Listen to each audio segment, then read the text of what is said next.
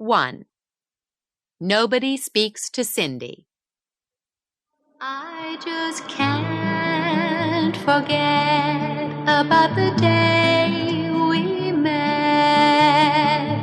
Those days with you and skies were blue.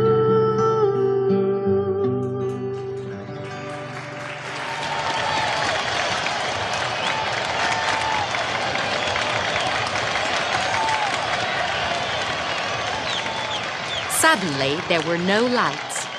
Everybody stood up in the dark concert hall. They were screaming and shouting, "More! More! More!"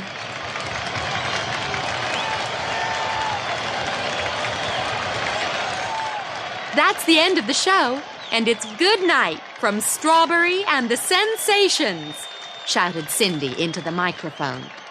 Then she turned and began to walk between the amplifiers to the side of the stage. She ran down the stairs towards the dressing rooms.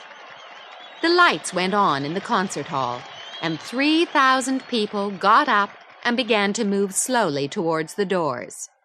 A road manager gave Cindy a towel for her face. Bobby and Denise were drinking Cokes in their dressing room. "That was a good show! The best!" said Bobby. Cindy laughed. "Yeah, well, one more show, and it's the end of the tour. What's the time?"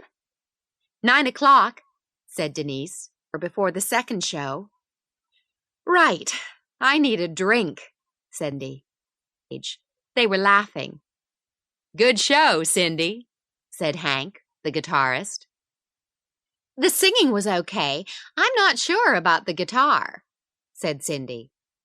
Then she saw Hank's face. "Don't worry, Hank. That was a joke." "Oh, yeah, very funny," said Hank. But he was smiling. "I'm going to get a drink," said Cindy. "What do you want, Hank?" Miss Strawberry, can I speak with you for a moment?" Cindy looked round. A police officer was standing behind her. A road manager walked towards them. "Sorry, no autographs," he said. "But I'm the police chief," said the police officer angrily. "It doesn't matter, she's very tired." "You can't have her autograph," said the road manager, "but I can give you a photograph. Here you are." "I don't want an autograph," said the police chief. "It's all right. He can have an autograph. Give me a pen." "I don't want an autograph either," said the police chief. "Look, Miss Strawberry, where can we speak?" The roadman is angry. "Nobody speaks to Cindy between shows. Not the police chief, not the president, nobody. Okay?" The police chief looked at Cindy. "This is important," he said. "It's police business to talk to you, Miss Strawberry. I must talk to you alone." "It's okay," Cindy said to the road manager. She turned to the officer. "My name isn't Miss Strawberry. Everybody calls me Strawberry because of my red hair. My name's Cindy Harris." "Oh, I'm sorry, Miss Harris," said the police chief. "Can we speak in your dressing room?" "Has there been an accident? Is my family all right?" "Nobody's had an accident, Miss Harris. Don't worry. Now, can we talk?" "Okay, but I don't have much time. There's another show at 10 o'clock.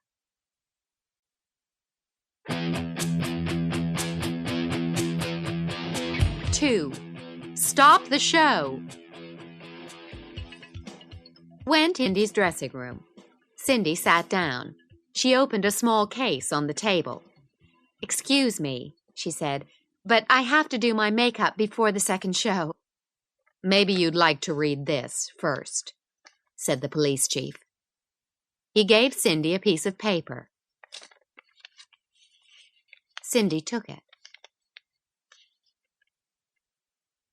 Cindy's face was white. "What is this? A joke?" "What do you think?" said the police chief. "It's from some crazy man. Or crazy woman, said the police chief. Okay, it's from some crazy man or woman, said Cindy. But you don't believe it, do you? Tonight, Strawberry is going to die. This is a good town. We don't want her here. Her music is bad. Rock and roll is music from the devil. We must kill her. Stop the show, or she dies. There are a lot of crazy people, said the police chief. But I'm only a singer. Nobody wants to kill me. Somebody. Oh, said Cindy. It's just a piece of paper. I think we must stop the show, police chief. We can't do that. 3,000 kids paid a lot of money for tickets. We've flown from New York. It's the last show of the tour. We can't stop the show. We can't. Your manager said the same thing, too. He didn't want you to see the piece of paper, said the police chief. But it's your life. Or death, said Cindy. A joke, too. But nothing is going to happen, believe me. I hope not, said the police chief. But I don't want a murder in my city. There isn't going to be a murder. Cindy's hand was shaking when she took some makeup. She began making up her eyes. Well, I've got 50 police officers in the concert hall for the second show. They're going to watch you and the people at the concert. Cindy stood up. No, we've got our road managers. We don't need the police. This is a rock concert. When the kids see the police all around the concert hall, they aren't going to like it. They want to dance near the stage. The police chief looked at the floor for a moment, then looked at Cindy. I'm sorry, but nobody is going to dance near the stage. They're all going to stay in their seats.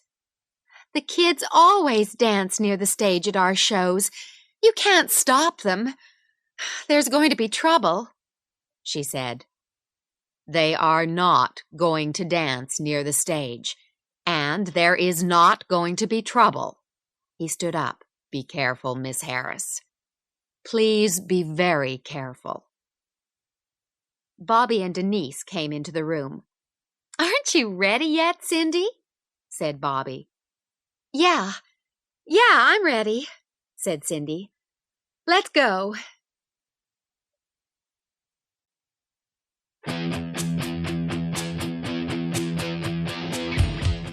Three.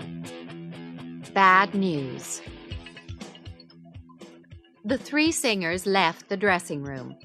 Denise looked at Cindy. You haven't finished your makeup, she said. What's wrong? What did he want? Oh, nothing, said Cindy. Nothing important. The road manager was outside the dressing room. He was holding a newspaper.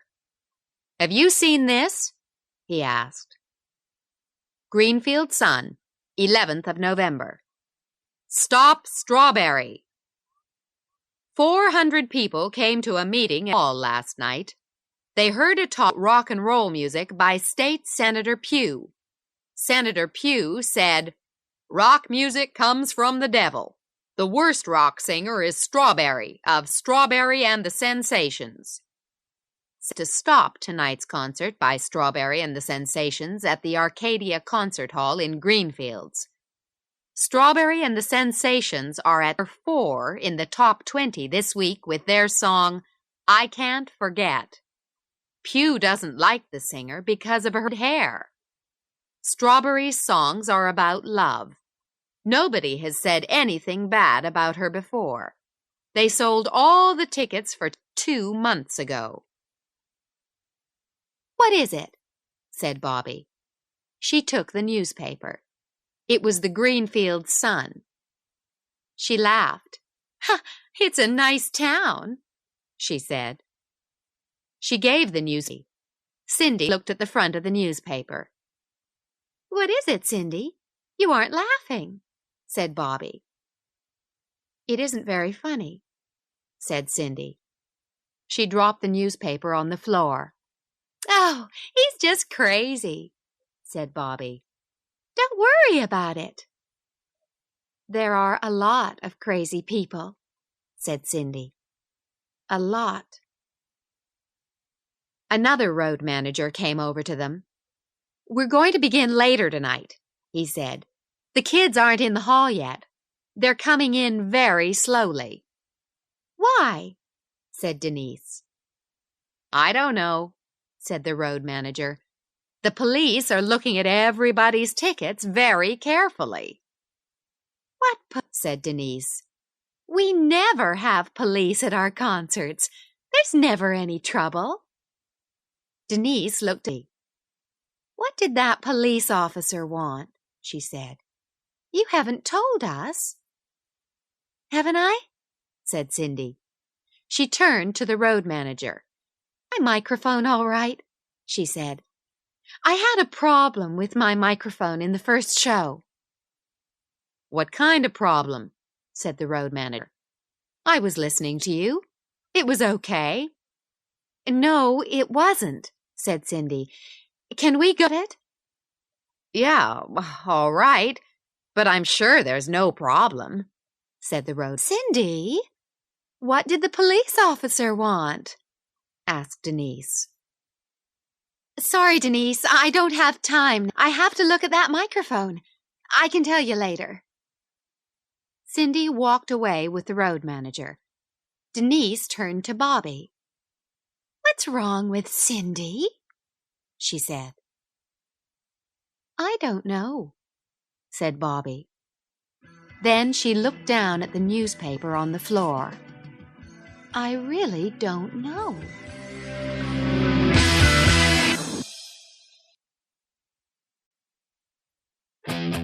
"4. Dancing in the Dark."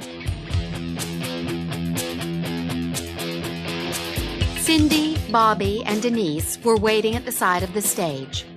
The band was beginning the first song. Hank, the guitarist, moved to his microphone. "Here they are.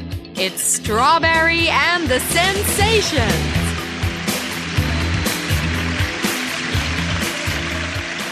The kids were screaming and shouting. Cindy, Bobby, and Denise danced onto the stage. Cindy took her microphone. "It's a rock show, rock show, rock show. Hold my hand and let's go, let's go, let's go!"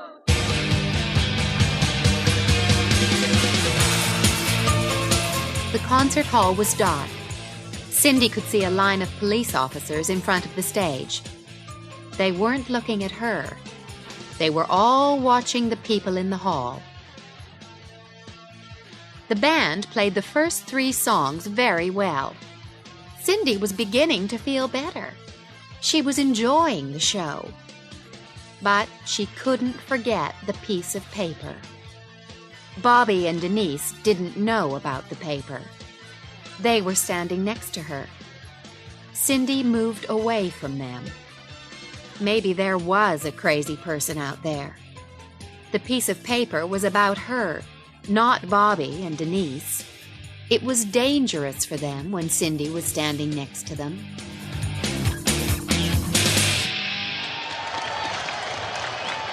The 4th song ended. Cindy went to the side of the stage. She held a microphone in front of her face. The next song was a big hit a few years ago when Bruce Springsteen sang it. You all know this one. It's Dancing in the Dark. Do you want to sing it with us? 3,000 people shouted, "Yes!" "Do you want—" Cindy stopped. She usually said, "Do you want to dance?" She looked at the side of the stage. The police chief was standing there. He was holding the piece of paper. I usually say, "Do you want to dance?" But tonight, please stay in your seats. There are a lot of people here, and the police have asked you not to dance. They want you to stay in your seats. There were a lot of shouts and boos. Everybody was booing the police. Cindy looked down at the line of officers. The kids were throwing things at them. "Wait," said Cindy. "Wait a moment. The police are wearing blue uniforms. But a lot of people here are wearing blue jeans. Believe me, everybody here tonight is wearing a uniform." People laughed. "They want you to stay in your seats, and I want you to stay in your seats too. I'm asking you to stay in your seats. All right?" Everybody in the concert hall was shouting, "All right!" "But I want you to sing. Can you sing?" Cindy turned around and looked at Hank. "What's happening?" he said. "Play the song, Hank," said Cindy.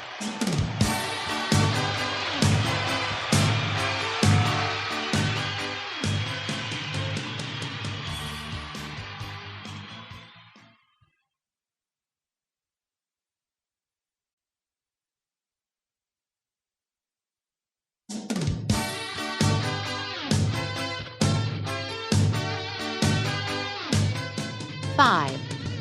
The Man in the Tower. The band started dancing in the dark. Cindy finished the second verse. Jason, the saxophonist, walked to the front of the stage. He began the saxophone solo. Cindy moved to the side again. She looked up at the white lights above her. There was a lighting tower with the speakers and lights on it. Then she saw him. A man sitting on the lighting tower, just a few yards away from her. He was wearing a white shirt. There was something in his hand. Cindy could see the light on the metal. The saxophone solo finished. Bobby and Denise were singing the third verse. Cindy didn't sing. She was watching the man on the lighting tower. He was pointing a gun at her. Quickly, she threw her microphone at him. There was a screaming noise from the microphone and an explosion. Something hit Cindy in the face, and she fell down. The band stopped. Cindy looked up the lighting tower. What was the explosion? She was okay, but did he hit somebody in the band or in the concert hall? No. The microphone hit a light. That was the explosion, and the man dropped the gun. Now there were police officers on the lighting tower. They had the man. They were pulling him down from the tower. Cindy put her hand to her face, then took it away and looked at her hand. It was red. There were pieces of glass all around her. "Are you all right, Cindy?" It was Jason. "Yeah, I'm okay. It's only a small cut." The police chief walked over to Bobby's microphone. "I'm sorry, everybody. That's the end of the show. Someone tried to kill Strawberry, Miss Harris. I want everybody—" But Cindy already had Hank's microphone. "It's all right," she said. "Nobody's dead. I'm okay. We're going to finish the show." "All right, Hank, what are you waiting for?" Hank began dancing in the dark again. "It's okay. You can dance now," shouted Cindy. The police chief looked at her. He smiled and walked off the stage.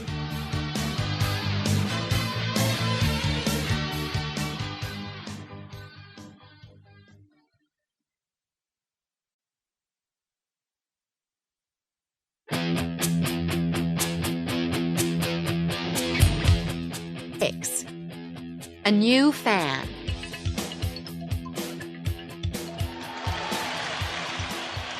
Cindy ran from the stage after the last song. The kids were shouting for her. The police chief was standing there. "You're very brave, Miss Harris. And you did the right thing. How did you hit the light? It was 10 or 11 yards away." "I didn't throw the microphone at the light," said Cindy. "I threw it at the man. I missed." A tall man in a white suit was standing behind the police chief. He walked over. "Ms. Harris?" "Yes?" she said. "I'm Senator Pugh. Maybe you read about me in the newspaper. I'm very sorry. I never thought that somebody—" "There are a lot of crazy people," said Cindy. Yes. Well, I really am sorry." "Forget it," said Cindy. "Everybody's okay." A road manager held Pugh's arm. "I'm sorry, Mr. Pugh. No autographs.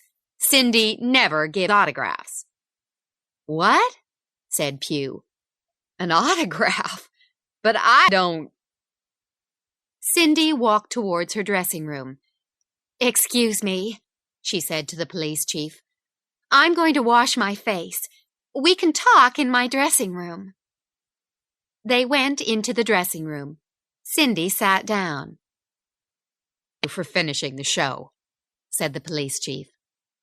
"I thought there was going to be trouble." "The show must go on," said Cindy. "Singers always say that, you know." You never give autographs?" said the police chief. "Never?" "Well, not usually. But you can have one. Here's my new CD. I can autograph that for you." The police chief smiled. "I don't think I'm going to listen to it, Miss Harris. I don't like rock music very much, but I'd like your autograph."